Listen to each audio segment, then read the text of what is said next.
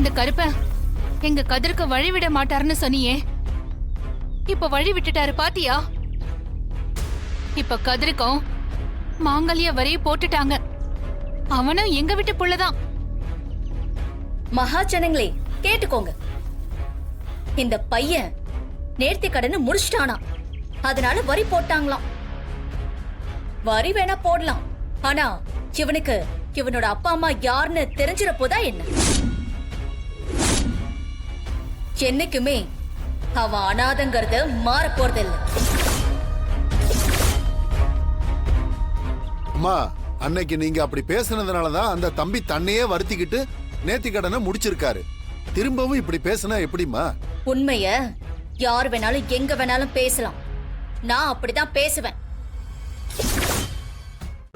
இன்றே டவுன்லோட் செய்து உங்கள் ஃபேவரட் ஷோக்களை என்ஜாய் பண்ணுங்க.